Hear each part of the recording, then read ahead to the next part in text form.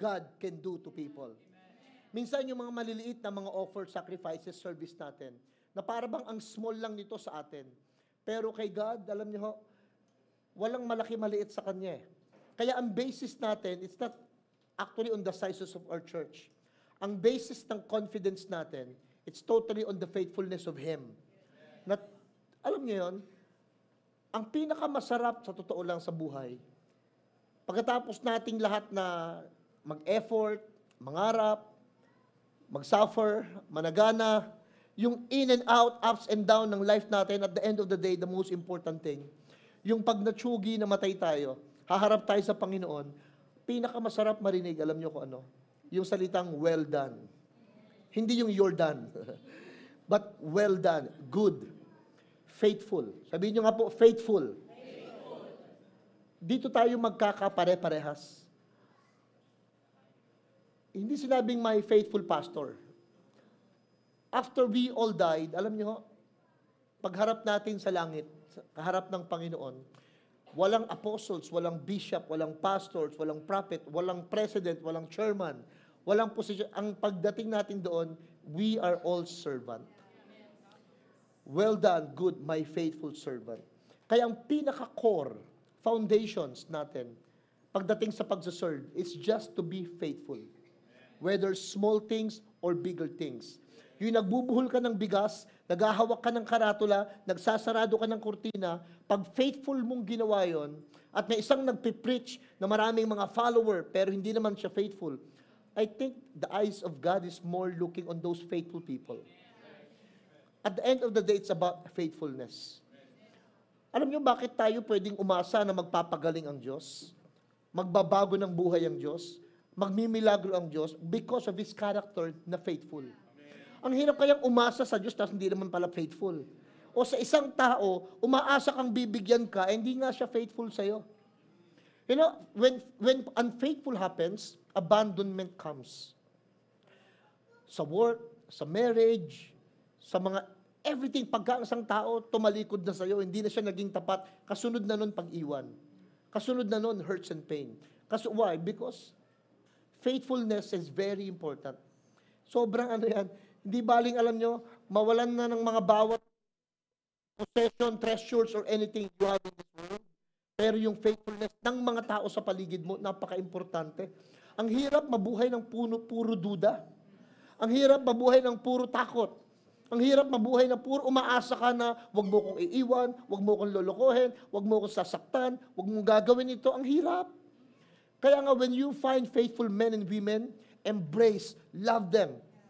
Pag may nakita kayong mga tao na kahit nasasaktan, nahihirapan, but because of their faithfulness, sisipot at sisipot, they will show up no matter what. That's faithfulness. Kahit walang pamasayan, kahit nasasaktan yan, kahit nahihirapan yan, they will show up. Why? Faithfulness. Kaya si Lord, no matter what, He will never turn His back on you. Why? Because God is faithful. Kahit nga faithless na tayo, He remains faithful. Ganon si Lord. Hindi tayo perfect. Hindi tayo always full of faith. Pero one thing for sure, He will always show up. He will always be there for you. Why? Because God is faithful. Amen? And on that faithfulness, alam niyo, meron akong gustong talakayan ngayong umagang ito.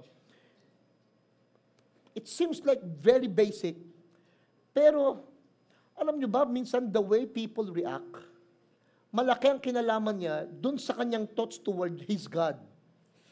Kung ano minsan yung pagkakilala mo sa Diyos, ganun yung approach mo sa Kanya at sa kapwa-tao mo. Ang pagkakilala mo kay God, mahigpit, nagpapanish palagi, laging galit, laging nakabantay, fault-finding. Alam mo ang reaction mo, palagi kang takot, palagi kang nag-iingat, palagi kang, and they did a study on this, you can check it out. Isang cause, isang reason why depression shoot up at nagkaroon ng mga evil possessions, ang reasons, religion. Because of the condemnation from different sect. Why? Present kasi na ang God natin, not as a daddy God, but as a boss, as a holy, na para bang hindi pwedeng magkamali, hindi ka pwedeng, of course, He is a holy God. Pero yung approach niya sa atin ngayon, very important na malaman natin na Mabait ang Diyos. Sobrang bait ng Diyos. Pwede na nga tayong tirisin na parang kuto eh. Pero hindi niya ginagawa. He could have done it anytime, anywhere, to anyone. Pero hindi niya ginagawa. Napakabait kasi ng Diyos. Dati, when I was young in the Lord, ang laging motivation ko for people, yung kailangan maramdaman nilang may mali sa kanila. Yung maramdaman nilang may kasalanan sila. Yung bang pagka napalapit ko yung libu-libong tao sa altar, for an altar call, napaiyak ko sila ng todo, napasuka ko sila ng kung ano-ano, at naparamdam ko sa kanila how bad, how sinful they are, successful ako. And then I realized, kahit nga pala yung mga snatcher, naghahagulgul din, luga, pero after 1 month, mangi-snatch uli. You will sometimes realize na hindi yung tears, hindi yung pagsosorry ang totoong transformations. You will realize na hindi dahil nagsosorry sa'yo, lumuluhod sa'yo, talagang nagbago siya. Minsan, yung emotions are deceptions. Minsan, yung pagluha, paghihingi ng sorry, it's just a part of behavioral modifications.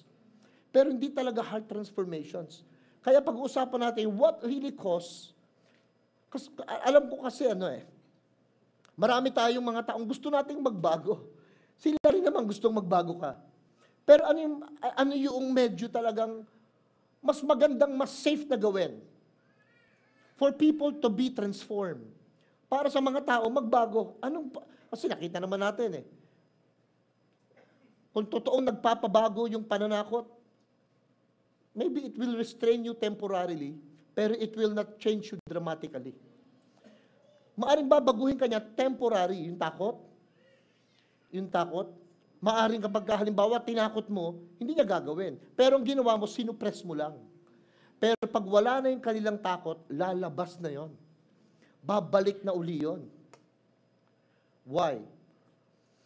I want to talk about yung talagang nagpaparepent, nagpapabago sa isang tao. Ano yung pinaka-best way, easiest way, at the same time, godly way, para itong taong ito, kung lahat ng paraan mo ginawa mo na, kung lahat ng the best na alam mo ginawa mo na, baka ito na lang yung hindi mo pa ginagawa. Basahin ko sa inyo yung verse muna. We will talk about God's kindness leads to radical change. Yung kabaitan ng Panginoon, it will lead to some people, some situation, or even condition at emosyon ng mga tao into a radical change. Marami marirealize mo, ang laki ng binago nung naging mabait siya. Lahat na yata ginawa niya, lahat naging magaling na siya, naging mahusay na siya, naging provider na siya, isa lang kulang, hindi siya mabait. Ang galing niyang mag-explain, ang galing niyang mag-demonstrate, ang galing niyang mag-provide, pero ang problema, hindi siya mabait. Pero nung naging mabait siya, suddenly, hindi naman siya ganun kagaling. Hindi naman siya ganun, yung iba nga, hindi na nga magaling, hindi pa mabait. Pagka hindi ka magaling, mabait ka na lang. Yung iba naman, lagi na lang siyang may tama. Tama naman yung sinasabi, kaya lang hindi mabait, nagmumukhang mali. Si Lord, alam niyo kung ano?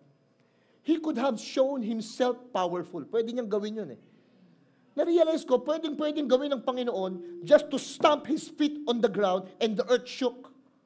Tapos sabihin, follow me. Or else. Hindi ginawa ni Lord. Hindi niya ginawa. He could have sent an angel, a very scary angel, na sobrang mga 11-footer ang taas. Matatakot ka, magtatremble ka para lang baguhin tayo. Pero hindi niya ginawa Alam niyo kung anong pinakita niya para mag-repent ang tao? Romans chapter 2 verse 4. Do you show contempt for the riches of His kindness? Yung kanyang forbearance, yung kanyang patience. Hindi niyo ba nare-realize? Dapat pinaparealize sa atin ito ni Lord na yung God's kindness is intended to lead you to repentance. Sinasabi ni Lord sa isang translation, don't you know that God's kindness lead people to repent? Sinasabi sa atin ng Panginoon, ang isang way daw, kaya si Lord naman, panay ang buhos ng kabaitan sa atin para naman tayo magbago. By the way, when we talk about repentance, hindi ito yung paghagulgol, hindi ito yung pagluhod o pag-iyak. Yung word na ang ibig sabihin nun again, kaya nga may repaint, refresh, rejuvenate, re-elect. Yung word na ulitin. Ibalik. Alam niyo yung word na pent, kung ano? Mataas na lugar. Kaya nga may penthouse eh. Pag sinabing repent, you are there originally in your position above, nag-fall ka. Ang ibig sabihin ng repent, bumalik ka lang sa pwesto mo. Sa Greek, yung word na repent, metanoia. Yung word na meta, ibig sabihin nun, change. Yung naus or noia, alam niyo kung ano? Mind. So, ang talagang repentance, hindi yung lumuko, nag-sorry, umiyak. Ang totoong repentance, sa puso, nagbago yung isip, sinabi ng bibig, I'm sorry. You were right, I was wrong. And then nagkaroon ng panibagong directions. So yung daw kabaitan ni Lord, yung pasensya niya, yung pagtitiis niya, nagtutulak ito, ang intention ni Lord, kaya siya sobrang bait, para tayo magbago ng isip. Ang intention ni Lord, kung ba't ganun na lang yung pasensya niya sa atin, na paulit-ulit tayo. Puro pangakong mapapako. Puro pagbagsak na hindi na nga tayo tumatayo. Pero si Lord, tinatayo ka pa rin. Si Lord, habol pa rin ang habol. Si Lord, hanap pa rin ang hanap. Si Lord, ang bait-bait pa din. Why? Until on your own time, on your own pace, on your own capability, mabago yung isip natin at ma-realize natin, ang bait pala ni Lord. Magtitino na ako. Mag-aayos na ako. Amen? Sa totoo lang, God's kindness is the starting point of transformations. Lahat ng gustong transformation sa family, sa business, sa economy, sa society, sa politics, everything, alam niyo, na dapat magsimula muna sa kabaitan. Dapat dun muna siya magsimula. Kaya lang, what is God's kindness? Kasi merong humankind eh. Pero kung human ka, dapat kind ka, kaya humankind eh. Pero kung di ka mabait, hindi ka humankind. Kaya pala sabi ng mga tao, hayop ka. Narinig ba yung salitang animal ka? Hindi ka kasi kind eh, humankind eh. So look, pero sabi naman, be kind to pet. So pwede rin. But you know, look at this. Alam niyo ang God's kindness? Ang humankind, ang kabaitang pantao ganito. Kaya ka nahabag sa kanya kasi kahabag-habag yung sitwasyon niya. Kaya mo binigay yung awa mo kasi humihingi ng awa sa'yo. Iba yung unmerited compassions. Great and mercy. God's kindness is unmerited compassion, grace, at saka mercy. Pag sinabing unmerited, alam mo kung ano? Hindi ka naman humihingi ng sorry, pinapatawad ka. Hindi ka naman kaawa-awa at humihingi ng awa, kinakaawaan ka ng Panginoon. Hindi kahabag-habag yung sitwasyon mo, ha? Pero yung kahabagan niya, nasa iyo pa rin. Hindi ka nga lumalapit pero siya yung lumalapit sa atin. Hindi ka nga nagsusorry, pero ang prayer niya, forgive them, they don't know what they are doing. Yun yung unmerited compassion ni Lord. Unmerited favor, unmerited grace ni Lord. Pero, not weakness. But strength shown in mercy. Minsan iniisip natin, alam mo, ang bait-bait mo kasi, kaya kinakawawa ka niyan eh. Ang bait-bait mo kasi, kaya inaabuso ka niyan eh. Alam niyo kung anong totoo? Ang lakas-lakas niya kasi ang bait niya. Pansinin niyo, ang hirap pikunin ng mga taong mabait. Asarin niyo po yung mababait, ikaw na napipikon, siya hindi. Pero yung hindi mababait, konting kibot lang, asar na, asar talo. Nagagalit na, naiinis na, kasi nga hindi siya mabait. Pero yung mababait, ang hirap pikunin. Ang haba ng pasensya ng mga taong mabait. Kaya ang kabaitan, let me tell you straight po, hindi siya weakness. Ang kabaitan, actually, yes, it may be gentle but not soft. Yes, ang kabaitan, it may be harmless pag tinignan mo at the same time, but it's a powerful weapon. Powerful weapon. Mas maraming mga tao ang susunod sa mga taong mababait kaysa sa isang taong makapangyarihan. Mas maraming gugustuhin makasama ka sa isang kwarto kasi mabait ka kaysa sa taong madaming alam. Ang sarap itumba. Dami mo nang alam dapat tumba ka na. Pero look at this. What do you think will be the difference natin at sa ibang mga tao? Madalas makikita nyo sa mga simbahan, may mga nakalagay po dun statement of faith. I believe in the holy ganito. I believe, puro mga I believe. You know what is the best statement of faith people are reading? Your behavior. our behavior. Ang gandang mabasa niyan. Ang gandang makita niyan. Ang galing-galing mo nga, pero pagka hindi nakikita yung God's kindness upon our lives, nakakalimutan talaga yung kagalingan mo at kahusayan mo. Mas natatandaan talaga nila yung how they've been hurt by you, by your words, by your actions.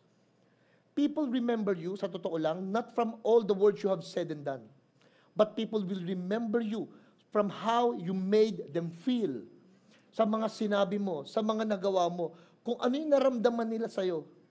So guess what? Hindi pala basta salita lang. Hindi pala basta gawa lang. Dapat mabait na mga pananalita, mabait na mga gawa. Dapat pala, yung ginagawa mo, may kabaitan talaga. Kasi kung hindi, ang hirap kang paniwalaan eh. Ang nagligtas sa atin, dati akala ko yung dasal natin eh. Dati akala ko ang nagligtas sa atin yung pagsasalita ko na, Lord, I believe you. I accept you. Alam niyo kung ano? Basahin ko sa inyo yung verse. Titus chapter 3 verse 4 to 5. Di natin babasahin po. Let me show the highlights. But when the kindness and the love of God and our Savior appeared, He saved us. Alam niyo kung yung marami po sa inyo, naligtas kayo. Yung iba sa inyo, yung asawa niyo, kaya kayo naligtas dahil sa asawa niyong mabait. Yung iba pong mga anak dito, kaya hanggang ngayon, may naniniwala sa kanya kasi yung mga magulang nila mabait. Yung iba po sa inyo, kaya kayo nandyan pa hanggang ngayon kasi may isang taong mabait, ang patuloy ka rin pinapaniwalaan pa rin. Yung iba sa inyo, dapat wala na. Tanggal na sa trabaho, may sakit na ngayon, hindi may labas sa kulungan, hindi mapag-aral, hindi magawa ito, kaya lang may mabait. May mabait na naniniwala pa rin. May mabait na mapagpasensya pa rin. Mabait na gagawin pa rin kahit hindi ka karapat-dapat. Kaya ang halaga nitong bait na ito. Sabi mo nga sa katabi mo, huwag mawala sa iyong bait na yan. Rekta. Sabi nyo nga sa kanya, huwag kang mawala ng bait.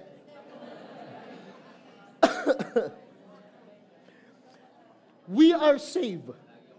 Come on, look at this. We are saved right now because of His kindness. Dahil sa kabaitan po ng Panginoon, na-save tayo. Hindi niya inintay munang maging mabait ka bago siya maging mabait sa'yo. Buti na lang.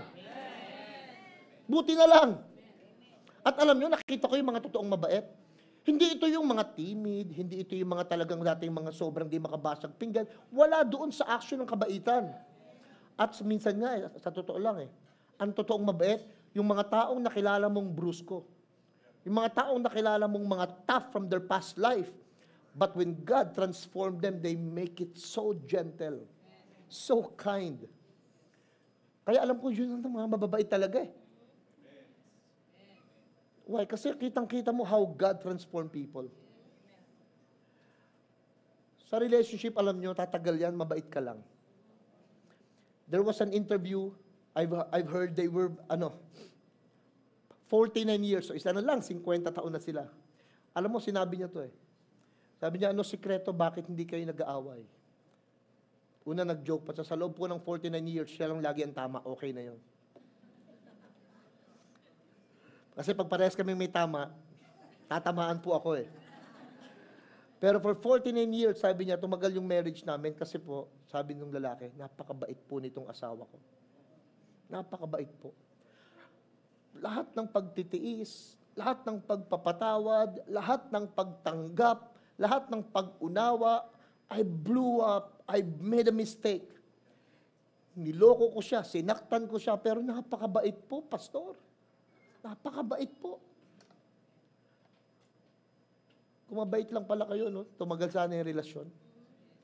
Kung mabait lang pala kayo, hindi sana kayo nawindang yung buhay kung saan-saan. God's kindness is rich and patient. Alam niyo yung kabaitan ng Panginoon, napakayaman. Bakit napakayaman? Di nyo kayang ubusin. Kahit anong hingi mo sa Kanya, di mo kayang ubusin. Gano'n siya kabait? Look at this. God gives people time at saka space to turn to Him. Sobrang bait ng Panginoon.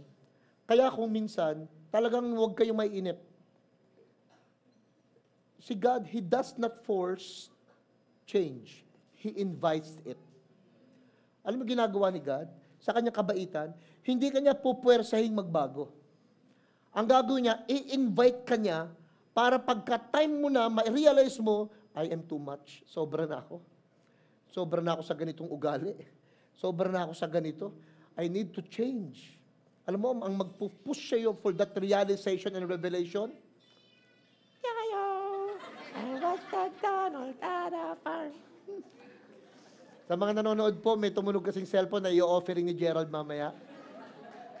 Kaya ako napakanta ng hiya-hiya-yo. Meron ako sasabihin sa'yo, Gerald, mamaya.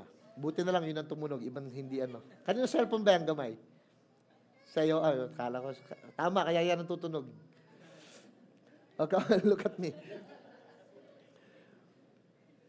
Look at this. Asan na ba ako? Nasa hiya-hiyayo tayo, no, chapter. Sobrang pasensyoso ng God. Yung kabaitan niya, bibigyan kanya ng ample time. Kung kailan. Hindi siya forcing eh. Mag-i-invite siya, langagawan kanya ng mabubuting bagay. Pansin, ako nga nung minsan, ang sama-sama ng ano ko, ng parang galit ka, hindi kayo nagkaintindihan, ganito, ganyan. Tapos doon ka pa paglabas mo, makakapulot ka ng 500. Nangyari na ba sa inyo kung kailan kayo palpak at sablay, tatawag sa telepono, tanggap ka sa trabaho? Nangyari ba sa inyo na pwedeng-pwede ka na talaga, pero biglang nagugulat ka, ba't maganda pa yung nangyari kahit kabalbalan sa buhay ang pinaggagawa mo? Alam niyo kung ano ginagawa ni Lord? Sinasalba tayo. Binibigay ni Lord yung pagkakataon na, see, I still love you even if. See, I'm still providing in spite of. Anak, tingnan mo naman. Kahit ganyan ka. Patuloy pa rin akong mapagpasensya. Ang bait-bait ko pa rin sa'yo. Pwedeng-pwede isang pitikin lang ng ganon. And then we're out. Kindness will lead people to repentance. Kung gusto nyong baguhin ang asawa nyo, huwag nyong pilitin. Maging mabait ka na lang sa kanya. At kung gusto nyong magbago ang sitwasyon, huwag nyong pilitin. Maging mabait na lang po tayo. Pero repentance is more than remorse. Iba yung remorse, ha? When you say remorse, yan yung you feel sorry to yourself.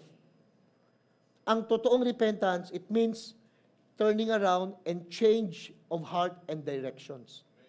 Meron pong mga tao na feel yung sorry na mali ako eh. Yumuko yung ulo, pagkatapos, dito pa rin siya pumunta. Pero yung nagrepent, yumuko yung ulo, nalungkot siya dahil sa pagkakamali niya, pero tinama yung daan niya. Nagkaroon ng heart of change, nagkaroon ng way of directions. Kung talagang nag-sorry yan, kung talagang nagrepent siya, alam niyo kung anong makikita mong resulta sa kanya? Kaya may tinatawag na the fruits of repentance. Ang makikita mo sa kanya, not only he swallowed his pride or her pride, ang sasabihin niya ito, let's do it from the beginning. Gawin natin kung ano yung tama.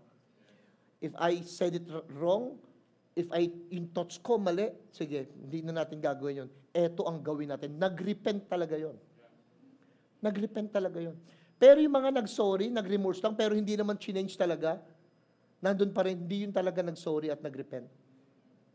They feel sorry about themselves. Why? Because wala nang choice. Alam niyo yung mga nahuhuli, wala nang choice. Alam niyo yung mga kailangan lang gawin ang dapat gawin, wala nang choice. Pero yung may mga choice pa, yung may mga options pa, and then ginawa niya yung hindi dapat gawin, at ginawa niya kung ano yung tamang dapat gawin, repentance. It came deeply from the heart. Pero yung iba, matatakot. Yung iba, hihinto ang isang bagay kasi natakot. Fear may restrain, but kindness transform. Yung takot, alam niyo ang gagawin niya, i-restrain ka niya. Kaya pag may mga ganitong tao sa inyo, pag ako iniwan mo, sige, popost ko to. Ngayon pa lang iwan nyo na. Huwag kayong matakot.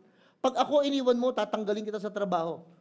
Pag ikaw hindi mo ginawa ito, every time people put fear on you, they are putting control, putting demands, restraining you. Alam niyo, sa totoo lang, at ewan ko, please, pag masamang-masama ang loob niyo, either sa asawa nyo o sa boyfriend mo, sa girlfriend nyo, will you please stop this? Pag ako iniwan mo, magpapakamatay ako.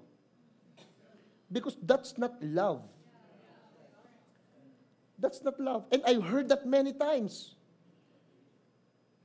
Meron akong kinausap ng ganyan eh. Sige, layasan mo, pero pastor, magpapakamatay siya. Hindi, joke niya lang yun.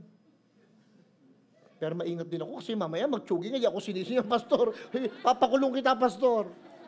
Nadamay pa akong bigla. Pero kayo naman, bis nakikiusap ako sa inyo, huwag na kayo magsalita ng mga ganyan. Na magpapakamatay kayo pag iniwang kayo. Kaya dapat kayong iwan kasi nga magpapakamatay ka eh. Why? Because fear is not healthy sa relationship. Fear will not grow a relationship. And fear will not take you into maturity and into a different places na mga magaganda, magagaang, mas maayos. So please don't put fear on people. Huwag niyong gagawin yan. Huwag kayong magsasave ng mga nude pictures. Kanina ko pa sinasabi to, no? Alam mo si Holy Spirit, when He speak ano yung kailangan eh. Kaya those who have ears, let them hear. Huwag kayong magsasave ng mga ganyan-ganyan. Kasi gagamitin sa iyo yan eh. Gagamitin sa inyo yan eh. Ewan ko, bakit may mga relationship that they have to video record their sex? Bakit ba kailangan gawin yun?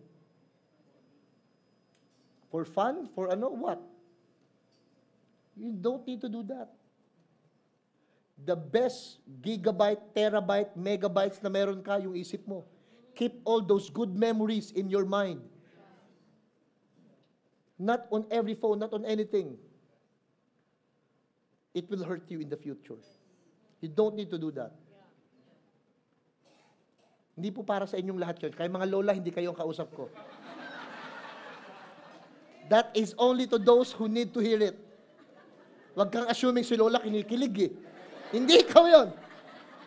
I'm speaking to mga kung sino man. Hindi ko kilala rin. Hindi ko rin alam. Fear might stop the person temporarily. But kindness changes the heart and awakens the love. Gusto mo talagang maramdaman yung pagmamahal ng taong yan? Maging mabait ka sa kanya, it will awaken his love. Ia-awaken niya yung love na yon. Bubuhayin niya yon. Tingnan yung prodigal son. Nung bumalik, alam niyo paano siya sinalubong ng ama? Hindi ng shame, kundi ng love. Sa Luke chapter 15, di natin babasahin yung buong storya. Umalis yung anak, nagliwaliw, suddenly realization, remorse, not repentance. Kaya lang siya babalik sa tatay niya, wala nang pagkain, mamamatay na siya. Wala nang choice. So that's not repentance, remorse, and realizations ng buhay. Sabi niya, babalik ako sa ama, sa bahay namin, pati mga servant, may pagkain ako dito, pati pagkain ng baboy kinakain ko. So he stood up, decided to come back. Alam mo, nung babalik na siya, malayo pa lang, nakita na siya ng tatay. So it seemed like the father is always waiting. Yun yung kindness ng love. He's always waiting for you. Iniintay lang niya kayong bumalik. Andun siya, yung tatay. Nung makita niya na yung prodigal son, yung anak ba ang tumakbo? Hindi, read your Bible. Yung tatay ang nagtaas at tumakbo. Pinakita niya yung kanyang mga hairy feet. Bawal yun. It's a shame for a Jewish ancient time. Inangat niya para tumakbo at sinalubong niya anak niya, niyakap niya. That's a welcome of love. Kaya ako naniniwala pag tayo namatay, we will be welcomed by His love. Not by His judgment. Huwag kayo masyadong natatakot. Natatakot mamatay. Kaya iba, takot talaga. Magkasakit na ng konti, lagnat lang, dengue na, masakit lang ngipin mo. Nagiging worse lahat. Kasi nga natatakot tayo sa death. Natatakot tayo sa gastos. Ang daming fear. Alam niyo yung fear? False evidence appearing real. Wala naman talaga. Ba't natatakot tayo? Let me share some biblical example of a radical change through God's kindness. Una, si Zacchaeus. Grabe yan. Sa Bible, sinners and the tax collector. Ini-specific talaga yung tax collector. Kasi nga naman, betrayal eh. Jewish ka, kukunin ka ngayon ng Rome para ikaw mangolekta ng tax. Tapos itong si Zacchaeus, ang gagawin, overpricing, exceeding payment. Ang laki lahat ng patong nandoon. So lahat talaga ng mga tao galit sa kanya. No wonder, lagi siyang isolated. To a point na he heard Jesus, nakita niya yung puno ng sikamore, pumanik doon. Para lang makita si Lord. Pagdating ni Jesus, in-approach talaga siya. Oh. Ano ba sabi ni Lord sa kanya? Zach, come down in haste, let's eat. Zacchaeus, baba ka. Bilisan mo, kakain tayo. He went to the house, eat with Zacchaeus. Alam niyo yung mga religious people, bulungan ng bulungan. Hala, nakikikain sa mga tax, kay Zacchaeus, ang tax collector, nakikijoin, kung ano, pinaggagawa. Alam mo, Zacchaeus, hindi niya rin makita eh. Ba't napakabait mo? But you honor me. But you accept me. Iba yung mga tao. You know what happened? Ang result, sabi niya, Lord, lahat po ng ninakaw ko, 4 times, ibabalik ko. He gave back what and stole. Ano yun? Radical generosity. Grabe nangyari sa kanya. One time si Esteban, a very radical Christian, follower ni Jesus, caught preaching the word. Nag-order si Saulo, to stone him to death. Hawak niya yung balabal. Isa sa nag-go signal, stone to death. Namatay si Stephen. And then one time, went to the high priest, punong Sanhedrin, dala-dala niya yung letter to kill all the members of the way. Para patayin yung mga Christians, para i-arrest. On his way, in the book of Acts chapter 9, nakasakay siya sa donkey, a light shone on him. Knockdown siya sa donkey. Nabulag siya. You know what happened? From a persecutor, becomes a preacher. Si Paul, nagsimulang i-reach out lahat itong mga taong ito. What happened? Radical calling. Ang nangyari kay Apostle Paul. The woman caught in adultery. Huli talaga sa akto, kaya nga caught in adultery. Alam niyo ang kaso, sabi ng mga tao, nilagay in front of the temple, ng mga religious people, ng mga Pharisees, at saka mga Sadducees. Nakita mo pala, kakalungkot ng makita eh. Alam mo, nandun na, Jesus, according to the law of Moses, caught in adultery ang kaso, this is stoned to death. Ikaw, ano ang judgment mo? Anong hatol mo? Caught in adultery to. Ano mo ginawa ni Jesus? Hindi niya sinagot. He stooped down on the ground, hindi sa buhangin. Temple yun, kaya bato. Sinusulat niya ng daliri. Ano sinusulat niya? Siguro sinusulat niya yung commandment. Kasi ang mariremember niyo sa Old Testament, 10 commandment was written by the fingers of God. Para sinasabi niya, tinatanong niyo ako about commandment, ako nga sumulat niyan. He stooped down, sumusulat siya sa ground. Pagkatapos doon, and then he mentioned, alam mo sabi ni Jesus, whoever, kung sino man sa inyo, yung walang kasalanan, maunang bumato. Alam niyo lahat ng may hawak ng bato, from young to old, kanya-kanya ng bitawan ng bato. Tapos tinanong niya yung babae, meron pa bang babato sa'yo? Alam mo sabi ng babae, wala na po. Wala na po. Ako din. Sabi ni Lord, ako din. Go and sin no more. Sa iba yan, alam mo sasabihin, sin no more before you go. Kay Jesus, now you can go. Pero, ayusin mo na yung sarili mo. Huwag ka nang magkaloko-loko uli sa buhay. Sin no more. Pero you can go now. Ano nangyari? Radical purity. O, tingnan mo ngayon yan. Yung iba, pag nalamang palpak ka, pag chichismisan ka pa. Yung iba, pag nalamang nag-fall ka, i-disqualified ka. Pag nalamang nagkamali ka, pandidirihan ka, kala mo napakabanal nila. And I've seen that, alam niyo saan? Sa church. Si Lord Savior hanggang ngayon, ang mga church ang Christians eh. Pag nagkamali, grabe maka-judge. Let me tell you, hindi mo alam yung mga ginudge mo, baka yung pang gamitin ni Lord. Yung mga dinisqualify mo, baka yung pa yung i-qualified ni Lord. Yung mga minaliit mo, baka yan yung in the future, ipagmamalaki mo. Why? Because God is always on those wounded people. Those wounded heart. Yes, nagkamali. Ando naman tayo eh. Pero wounded na nga, Grabe, talagang ika-crush yung spirit. Masaklap, ipopost pa sa iba. How this kindness affects us. Paano ba naaapektuhan tayo ng kabaitan ng Diyos na ito? Yung living out of God's kindness today, paano yon? Because sa totoo lang, we have no choice. We must show the same kindness to each other. Kailangan natin maging mabait sa isa't isa. Hindi pwede kasing hindi. Sabi ng Ephesians 4:32, be kind and compassionate to one another. Pastor, paano kung pilit siyang lumalayo? Gusto ko siya talagang, gusto ko namang maging mabait sa kanya eh. Siya ngayon lumalayo eh. Pastor, gusto ko mabait sa kanya, kaya lang kapatid si Meldy. Meldita talaga, Pastor.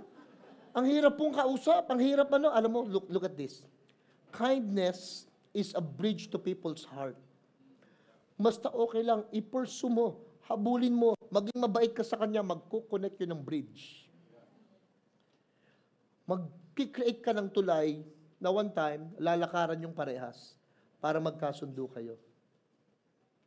You might be the reason someone turns to God pag naging mabait ka. Alam niyo yung pagiging mabait? Naririnig yan ng bingi, nakikita yan ng bulag. Pag mabait tayo, sobra siyang evident, sobra siyang tangible. Hindi ka magaling magsalita, hindi ka galante, hindi ka mapustura, hindi ka gwapo, maganda, pero ang bait-bait mo, glowing ka. Ang dami mong alahas, ang ganda ng buhok mo, wala kang tigyawat, ang sama ng ugali mo. Alam po sinasabi, tawa na kagad kayo. Hindi ka nag-glow eh. Hindi ka naman bad breath, pero iniiwasan ka ng mga tao. Kasi nga hindi ka mabait eh. Ang angas mo, ang yabang mo. Gusto nyo ba, lagi na lang tayong pinagtsatsagaan ng tao? Gusto nyo ba, lagi na lang sila ang nagtitiis para sa atin? Gusto nyo ba, lagi ka na lang iniintindi nila? Pwede bang wag naman ikaw ang intindihin, ikaw naman ang umintindi? Pwede bang wag naman ikaw ang pinagtitiisan, ikaw naman yung magtiis kahit papano? Kasi sa mga nasaktan at nagtiis, aaliwin yan ni Lord. Sa mga taong walang yat, hindi mababait at pinagtitiisan, may paglalagyan ka.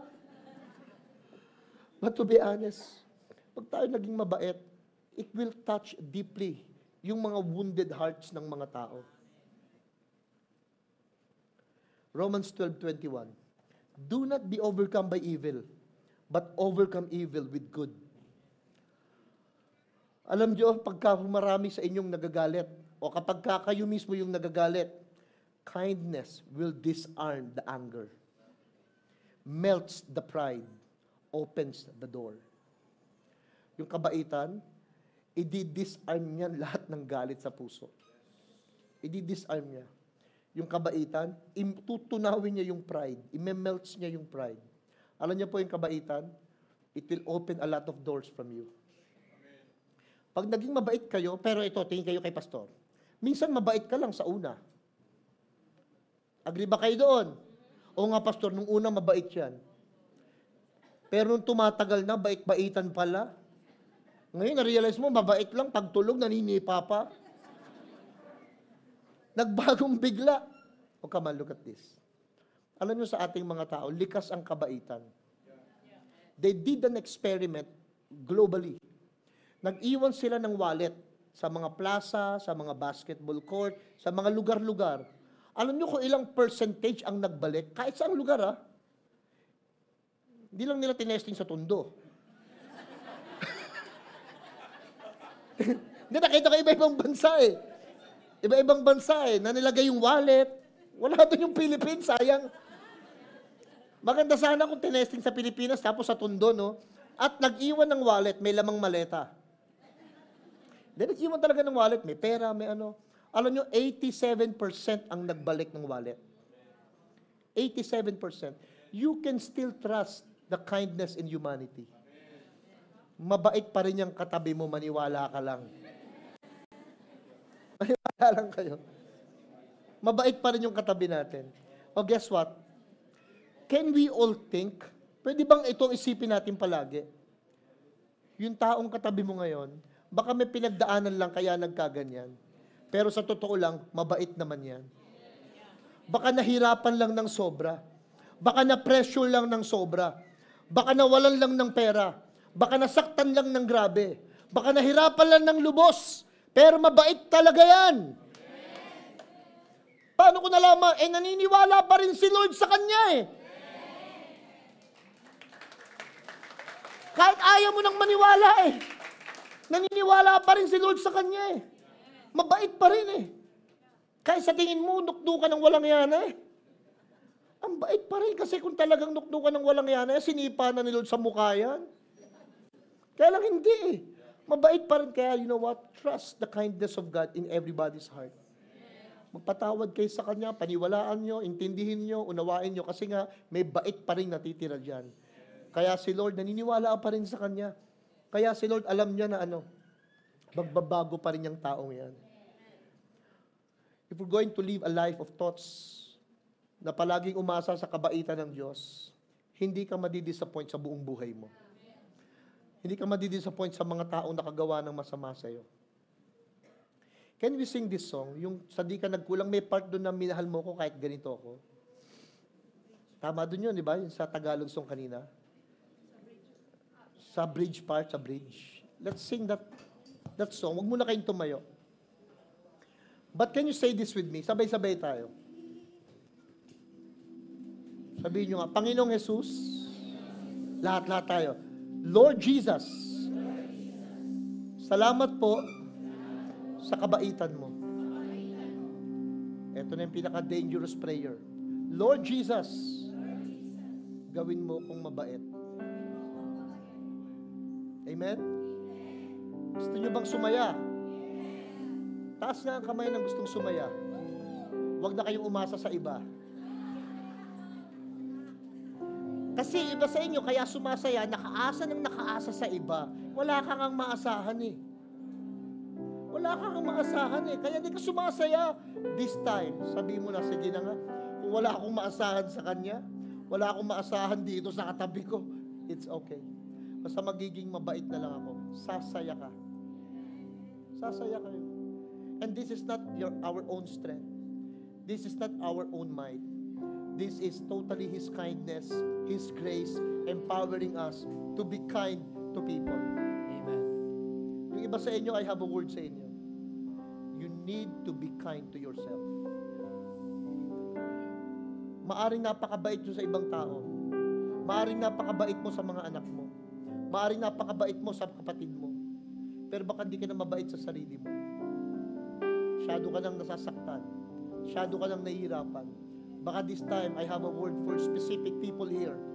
Maybe you just need to be kind first to yourself. Bilhin mo yung gusto mo. Kainin mo yung pagkain gusto mo.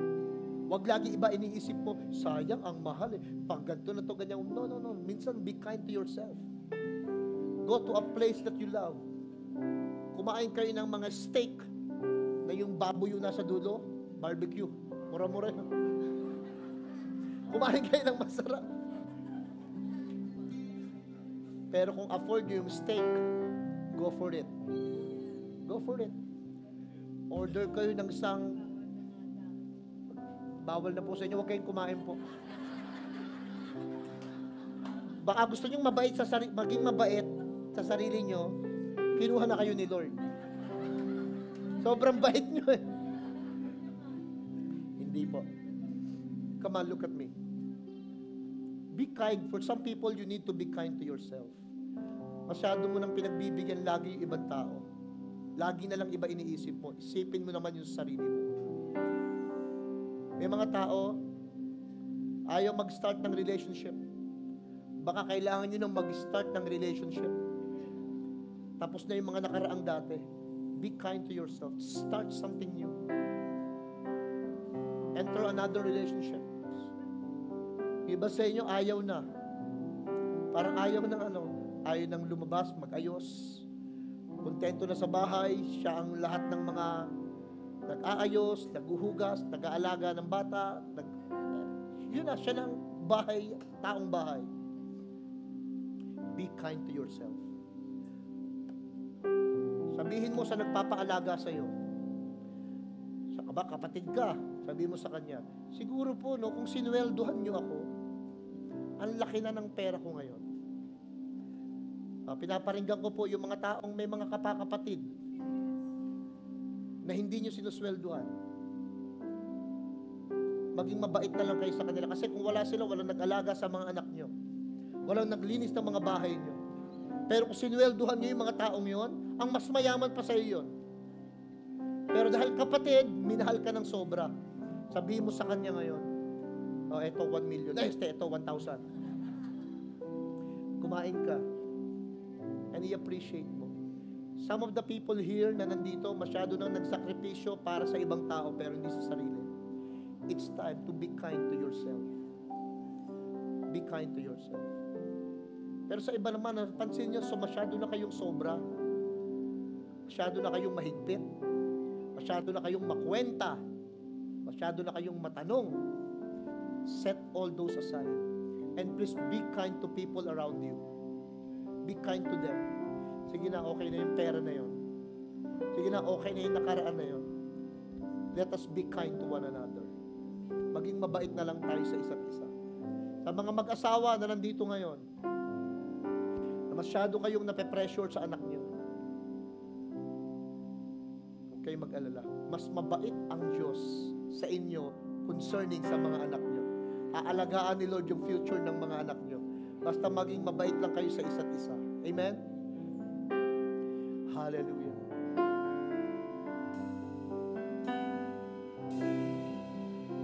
Come on. Panginoon, dakilang katapat sa dalangin ko. Ako'y inibig mo. Ako'y inibig mo kahit ako ay ganito. Walang katapusan ng pagmamahal mo. Walang katapusan ng pagmamahal mo. Walang pinipili ang puso. Walang pinipili ang puso. One more time. Panginoon, dakila ka't tapat sa dalangin ko. Panginoon, dakila ka't tapat sa dalangin ko. Ako'y inibig mo kahit ako ay ganito. Walang katapusan ng pagmamahal mo. Walang katapusan ng pagmamahal mo. Walang pinipili Kayo tayo ang lahat. Everybody stand up. puso ko. Kahit kailan. Come on. Kahit kailan Di ka nagkulang. di ka nagkulang. Biyaya mo sa akin laging lahat. Ang pag-ibig mo, Lord. Pag-ibig mo sa akin walang hanggan. Inibig mo ako. Ibig Noon mo pa man. ako noon. Lakasan natin. Let's declare. Kahit kailan. Kahit kailan di ka nagkulang. Biyaya mo sa akin laging lahat. Ang pag-ibig mo sa akin walang hanggan. Ibig mo ko noon pa man. Every head bow and eyes closed. Panginoon, sa oras pong ito, Lord. Thank you, napakabait mo. Napakabuti mo sa bawat isa sa amin. Nandito kami ngayon dahil sa kabaitan mo. Dahil sa biyaya mo, Lord. I am what I am but by the grace of God. Nandito kami ngayon dahil sa biyaya mo. Dahil sa kabaitan mo, Lord. I pray that through your kindness, magawa po namin yung mga bagay na mahirap gawin kasi kailangan gawin ng may kabaitan. Kailangan sabihin ng may kabaitan. Kailangan, Lord, desisyonan coming from kindness. I pray that you empower your people today with that kindness, Lord, comes from you, Jesus. For them to be able to do what they must do. I pray today that through your kindness, Lord, heal every physical bodies. I pray that through your kindness, Lord, melt down every pride, Lord Jesus. And I pray, Lord, disarm every anger. Stop every negative thoughts through the kindness of yours. Magiging mabait ang aming isip, Lord, towards other people. Magiging mabait ang aming mga pananalita towards other people. Magiging mabait ang aming pakikitungo towards other people. I pray that your kindness, Lord, become, Father God, a symbol of your church. I pray, Lord, that through love, kindness, and generosity, your name will be made famous, known to each one of us. I pray, Lord, make all the men gentle. I pray, make all your women strong, but at the same time submissive. I pray today, Lord, all children na nandito ngayon, young people, I pray, magiging mas mabait sila sa kanilang mga magulang. They will treat their parents with kindness. Hindi nila sisigaw-sigawan. Hindi nila mumurahin. Hindi nila dadabugan, Lord. But they will honor with kindness yung mga young people to their parents. And I pray today sa mga parents na nung mga nakaraan, nagulpi yung mga anak physically. Nasabunutan, nasampal, nahampas, napalo, nakurot, o nasabihan mo ng masakit yung anak mo. I pray today, the Lord will speak to you. Yes, you are forgiven. Don't condemn yourself. But it's time to be more kind to your children. Hallelujah. Lord, thank you for your anointing. Thank you, Holy Spirit. Thank you, Lord. We want this. Gusto namin to, Lord. Ang mas maging mabait kaysa magaling. Ang mas maging mabait kaysa tama. Ang mas maging kind kaysa malakas. Maging kind, Lord. Holy Spirit, speak to our hearts. Move and touch right now, even to those who are watching. Let the fruit of the Spirit come out in Jesus' name. Kindness, Lord. Kindness.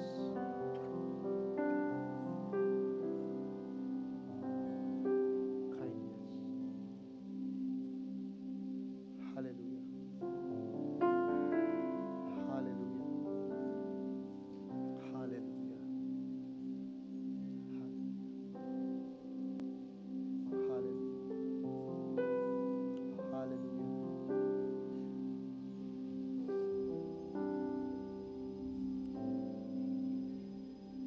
Thank you, Jesus.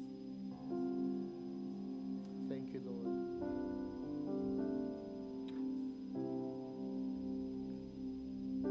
Kahit kailan di ka nagkulang, biyaya mo sa'kin laging laan. Pag-ibig mo sa'kin walang hanggan. Inibig mo ako noon pa man. At binabalik namin sa iyong papuri, pasasalamat at pagdakila sa aming dadigan na napakabait. In Jesus' name. Everybody shout and say! Amen! Maraming salamat po sa inyong lahat, and we can still be mabait sa ating mga kapwa by inviting your friends and family. See you next week! God bless everyone!